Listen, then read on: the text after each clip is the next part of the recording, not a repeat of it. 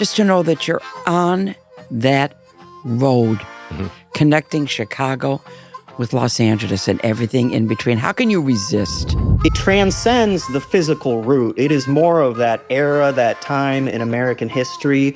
And so it just represents rock and roll. It represents classic cars. And you can be in the middle of Nebraska that has no Route 66 and still get that same Americana feeling that it brings. I had a vision, and the vision was immediate. Me, like that, on a bike with my bass on, driving down the highway in a desert with all the winds blowing around me. How did that vision come? Why Tulsa? Yes, we're on Route 66, and I think Dylan is very plugged into that sense of Americana. You see it a lot in his paintings as well. Neon signs, roadside motels, and it comes in through his lyrics. 2026 marks 100 years since the most famous road in the world, Route 66, was established. Centenary celebrations are in full swing across America, and we're also marking the occasion here in the UK with Route 66, America's Greatest Road Trip, a new podcast brought to you by Visit the USA and produced by Telegraph Media Group. I'm Sean Fletcher. I was born in America in the 1970s, and I grew up influenced by its culture. It's been a thread running through my life for more than 50 years. Throughout this series, I'll be exploring themes that shape the Mother Road, which travels from Chicago to LA, spanning 2,500 miles and 8 states. From music, film and TV, to history, the great outdoors, food, art, culture, and sport. There's so much to discover. Helping me unpack it all are some very special guests and experts, each sharing their own experiences of the route. And along the way, we'll be meeting locals too, from rock bands in Illinois to surfers in California. They'll share their stories, favourite stops, and hidden gems. So buckle up and join us for the journey. There's never been a better time to discover the USA.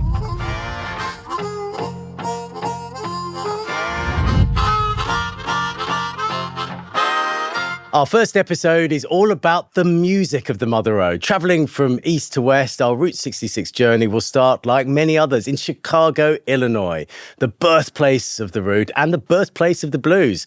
And when it comes to the music of Route 66, there's nobody better to talk to than today's guest. Let me introduce you to Suzi Quatro. It's great to see you. Nice to see you. I feel Nice like to we be need a here. red carpet, a big fanfare. Actually, it's a white carpet. A white carpet. Is that okay? That's okay. That's very rock and roll, is it? I mean, you have spent your life on the road, really, haven't you? You know, out on the open road, the freedom, the feeling of the road trip. I mean, you are the person to tell us about it. I've been on the road since 1964. I left school. Incredible. I didn't go back. My father gave me permission, and I've been on the road to this day. How old were you then? I was 14. And I just turned 76. I sometimes am sitting, when it's a van sometimes, and I think I'm still sitting in a van with the equipment in the back. But yeah, my whole life has been spent on the road. So. And on Route 66, was that quite early on? You would have Nonstop. Yeah. Nonstop. I did that trip from, we'd have to get from Detroit to Chicago, where it starts. Because Detroit is where you were Where I'm born and up. raised, yeah, so very much so. And we did it in the Pleasure Seekers, coast to coast, nonstop. And my dad, when we were kids, he had a sister who lived in the suburbs of L.A. So you don't fly with 5 children, too expensive.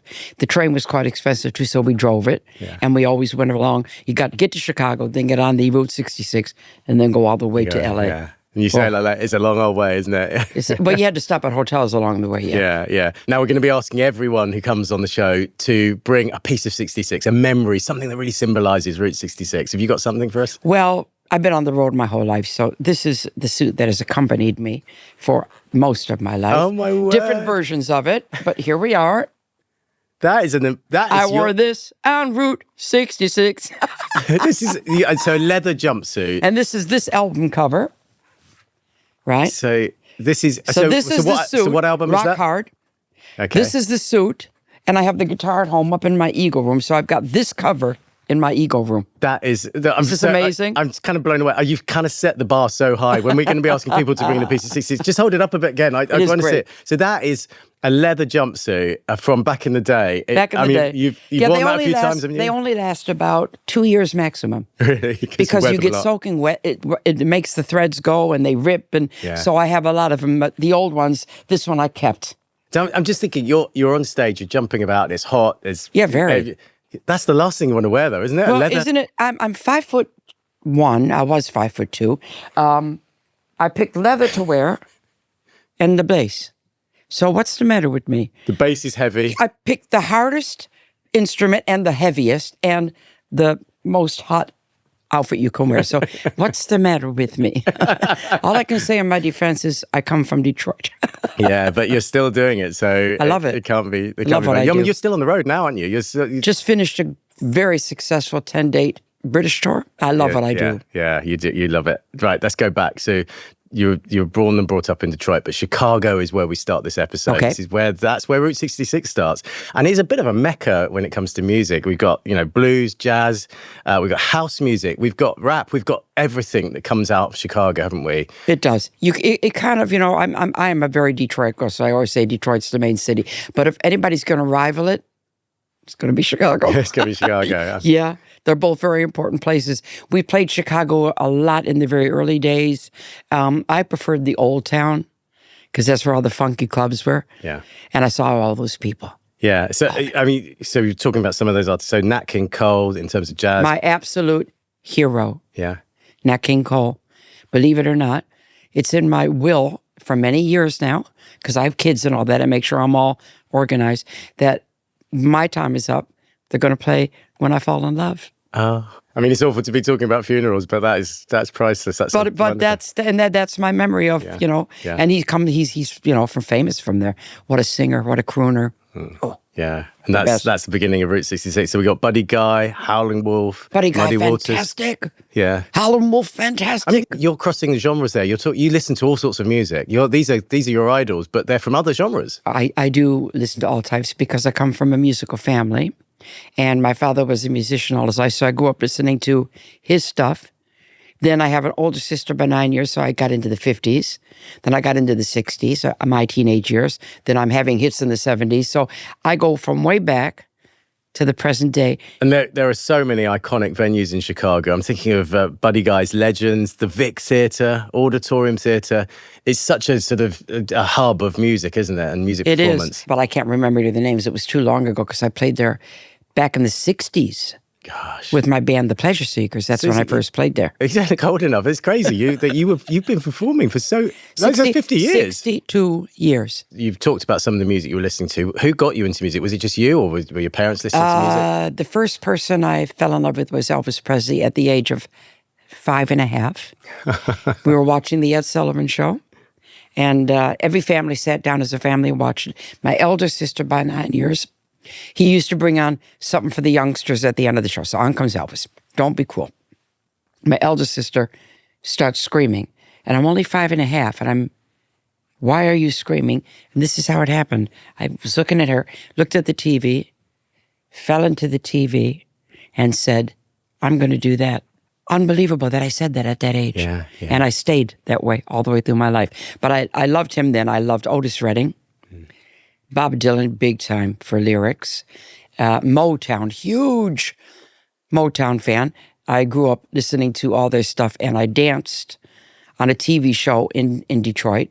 Because Motown was Detroit. That's yes, it was Detroit. So I would stand in the regular audience dancing, and Temptations, Four Tops, right here on the stage in front of me, doing their dance routines. Yeah.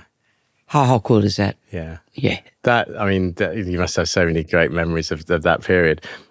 So just thinking about the recent music that you've done, earlier this year, you released a song titled Freedom, where you're seen driving a classic red convertible.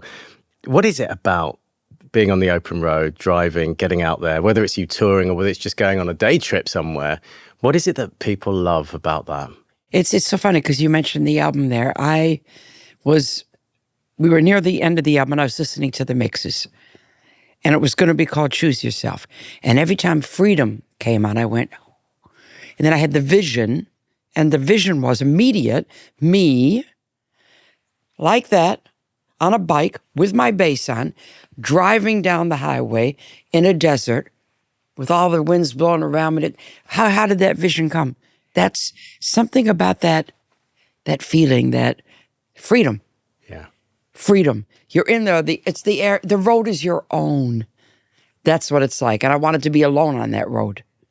So it captured that in the video. And how's that song "Freedom" resonated with your fans? Oh, the album charted, and they absolutely love it. And it starts Act 2 of my 2-hour show. Okay. And I always say, if you haven't got freedom, you got nothing. Yeah, that is very wise words. Your stage presence, and you're known for this. You're electric. You just grab the audience. It's just amazing. What are your favorite places to perform? You know, are there venues? And let's think about, maybe some venues along Route 66. Are there places that you enjoy? I've been everywhere. I've been around the globe so many times. I love Chicago. I love playing in LA. That's great. Are they different? So LA and Chicago, do you know you're in different places? It's not the places that are different. It's the people. It's the people. Yeah. So the fans are different. I'm a stickler on this. I never take an audience for granted. I never think to myself, oh, you're going to kill him tonight. No, no, no, no, no. Every night I think you have to win tonight. And I have my ear out and my eye out to see what they want from me. And sometimes they want to hear you be cute. Sometimes they want to see you do nothing but rock. So you have to feel it. Yeah. But every audience is different, and you must respect that. And I am an audience person. That's what I do. So I will always go out maybe 10 minutes before I go on stage. Oh. And peek out the curtain. Yeah, I see. So they can't see you. No. So I'll see, and I'll look. And I'll feel them, get it in my head, and then I go out. Yeah. And then just before I walk out, this is true, I stand at the side, the drums are going, everybody's going crazy, waiting for you to come out. So, you're going to get cheered. But always just before I take the magic step, I go, I hope they like me tonight. I mean, I can't believe someone so massive in the music industry like you would say that, would think that. And then I take the step. I suppose long before the internet and social media, and Route 66 has been obviously going for 100 years. Sure. It would have had more importance in terms of musicians traveling up and down. I mean, now you can put something on social media and everybody sees it. But back then, you would have had to have used roads like Route 66 many to times. get your music out there. Was that this feeling? Did you realize how important those roads were? I don't think you knew what it was. I mean, everybody knew Route 66. We didn't realize it was going to take on the cool cachet that it did, because it was just the route that you took. Oh, I see. So then you didn't realize it. No, it was just a long road. We'll go this way, and that's the way you went. How significant would you say Route 66 is in American culture? Oh my God. It became more than what it should have been, almost. Yeah. It was eulogized in song, and once everybody started to get that vibe, hey, there's a Route 66, you don't know it when you're doing it. You know it looking back on it, that it's an important part of history. Have you ever performed, get your kicks on Route 66? You must have done. Yeah, in the old days. Yeah. Before I had hits myself, you did covers, and that was one of them. Yeah. Who didn't do that song? Okay, Suzi, we're going to go to Springfield, Illinois, and speak to a band called the 66 Ramblers to see how they're celebrating 100 years of music on the Mother Road. So Roger, Olivia, and Greg, good to see you. So I'm just wondering, who plays bass there? Our bass player couldn't make it here, but all three of us play the bass. We're just not the bass player in this band. There's only one bass player. Yeah. And sitting in the studio with you right now is the bass player. So, Yeah. Well, Suzi could join up with you and play bass. I could do, and I would do. One gig, yeah. So tell me, what are you guys doing for the centennial of Route 66? This is a huge year for all of the cities up and down Route 66. We specifically have been playing a bunch of festivals. A lot of the towns around here will do something in the middle of their town square to celebrate. And so there's been a lot of those events we've been doing. Usually it goes hand in hand with a classic car show as well.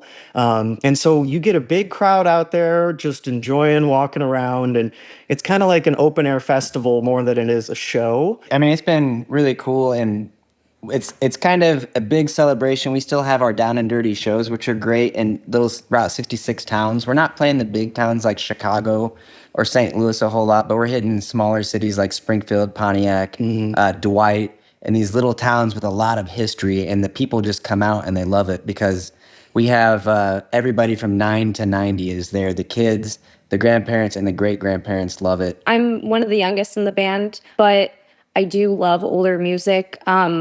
I kind of resonate more with like the 90s, but I definitely love like 50s, 60s, and 70s kind of music. But isn't that the thing about Route 66? It doesn't matter which generation you're from. It still is really, really important. So you're younger than the other guys in the band there. Sorry, I Yes. don't mean to be making you out to be older, but it's important to everyone. Do you sort of sense that it's so important? Yeah, we have like a Route 66 drive-in. Everything here, something is related to Route 66 just because it's so important to Springfield. You're called the 66 Ramblers. Does that mean you only perform along Route 66, or is you just borrowing the name? No, not really. Actually, when we came up with the name, it was between Super 55, which is the microphones that we use, and the 66 Ramblers, because I really liked the iconic logo of the old Route 66 airplane fuel. And there's 7 of us in the band. We settled on the 66 Ramblers, which has actually been great for us for the centennial this year. Greg and Roger, we've heard from Olivia what Route 66 means. You're the older guard in the band, and I mean that in the best possible way. What does it mean to you, and what are the sort of towns and venues that really stand out for you that you like along the route? To me, I mean, like you said, there is, like, even in our band, there's a 30-year age gap. We have, our youngest is 18, and our oldest, he's going to be 48. So it's interesting that we all have a different experience with the route. And if you guys haven't figured it out, Olivia's my daughter, so there's always some kind of stuff going on there. But like with my experience with the route, it started young. My grandmother took our whole family and put us all in a van, and we never had a lot of money, but one year they decided we're going to the Grand Canyon. So they put us in. I mean, I think there was probably 20 or 30 of us in a 15-passenger van, and we drove the route out towards Arizona. We hit all kinds of really cool places in between, and that's always been a good memory for me. As far as locally, I feel like Route 66 is just a part of who we are. We have so many things related to it in our town that we don't even think about it.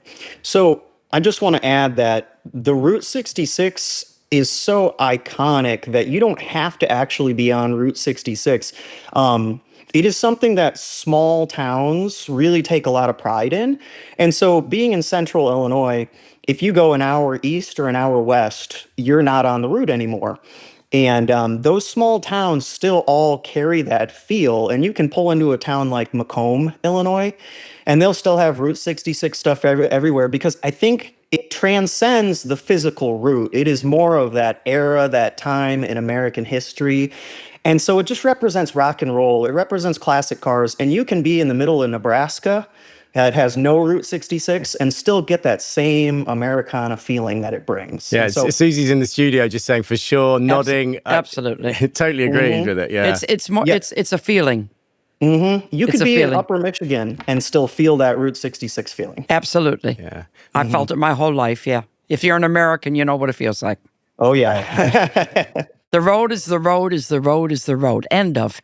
Okay? The road is the road. And we all have felt it. Any musicians on the road, you know what that feels like. If you can't put 4 wheels on Route 66, at least put 2 wheels on. Yeah, exactly. I like that. Olivia, Greg, and Roger, we're going to have to let you go, but thank you so much for joining us. Nice to meet you guys. you. Susie, I wanted to meet you all week. I'm very excited. Well, I meet you down Route 66. Thank you. So, Suzi, tell us about life on the road. What is it like? I mean, do you sort of rock up at the next place and you don't even know where you are because it's a continuous journey? Or It's been 62 years of my life. My game that I do is when I wake up, I'm not allowed to open my eyes until I remember where I am. Oh, I see. Because you do hear of artists who say, we're just on a tour bus. And I have we don't even woken know up which city at we're in. home and called room service. At home. And I wonder why nobody's answering. Life just gels into a road journey for you. It's a routine. Yeah. It's a routine. Every single minute is accounted for on the road. Yeah. You know what time you're getting up for a plane or a drive. You know what time sound check is. You know what time dinner is. You know what time the gig is. You know what time you're getting to bed. Then you have the same details for the next day. Yeah. How has it changed life on the road since when 62 years ago when you first It got out on the hasn't. road? Sometimes When we're doing European gigs and we only bring our personal stuff, so it means a few flight cases and stuff, and they provide all the equipment. I'm still find myself sometimes in a van with equipment in the back, and I think, what? In what universe? I'm still sitting in a van with equipment in the back. I've been doing that since 1964. That's so rock and roll. I mean, there are other artists who would be in their chauffeur-driven car, but you're in the van with I do it all. I go limousines too, but there are times when I'm like that. The irony of it really pleases me. Well, Suzi, you've mentioned Bob Dylan earlier on being a big influence of yours. I know you're going to like this next guest. So we are going to be joining director of the Bob Dylan Center, Steve Jenkins from Tulsa, Oklahoma. Great to see you. Thank you so much for having me. Oh my gosh, Suzi Quatro. Yeah. I grew up watching you with the Fonz on Happy Days. What a thrill. And there's still friends of mine. I'm in email contact with Anson and Donnie and Henry and Ronnie. We maintained our friendship, but if I can meet Bob Dylan, I'll cut both arms off. Gosh, if I could meet Bob Dylan. I love the man. He's another Gemini, and I cut my teeth on him. Yeah. Oh, that's great. I'm so glad you're a fan. What can people expect if they come to the Bob Dylan Center? Why should they come to you? Well, we are the permanent home of the Bob Dylan Archive. And this consists of, believe it or not, some 100,000 items that Dylan himself was keeping over all the years, really starting in the mid-1960s, very consciously putting things aside, putting things in desk drawers and cardboard boxes, finally decided in 2016, let's find a home for all this material. Because it had really built up into the tens of thousands of items. And why Tulsa? Yes, we're on Route 66, and I think Dylan is very plugged into that sense of Americana. You see it a lot in his paintings as well. Neon signs, roadside motels, and it comes in through his lyrics. But we also run the Woody Guthrie Center. We acquired the Woody Guthrie archives and had opened that. Dylan came out to see it. And he was convinced, and I think really loved the idea of his archive being under the same roof as his hero, as Woody's. So we now have these two remarkable figures of the 20th and 21st century, all here on one block in Tulsa's Arts District. And a lot of people come to visit truly from all over the world. The hardcore fans making pilgrimages here, more casual admirers. So younger visitors are discovering, multi-generational families come in. It's really been wonderful. So under that one roof, you've got those two artists, and you must have some amazing things. You talk about, Bob Dylan writing stuff down, little notes, lyrics. What other things could we see if we were to come? Yeah, I think those handwritten lyrics where you can see his edit and the rewrites and the incredible commitment he has to his craft, to getting the song just so. And to see those actual pieces of paper, to me, I find just fascinating. It's a glimpse into the creative process that we really had not had before. He was born in Minnesota. You touched on why it was in Tulsa. Is that because of the sort of the road trip and Route 66? He said, I'm tuned into the casual hum of the heartland when I'm in Tulsa. I love that phrase. I think it neither condescends to our region nor overly romanticizes it. It just points to the fact that there's a certain special something here. We're not the coasts. We have our own vibe. And that's always come through in Tulsa.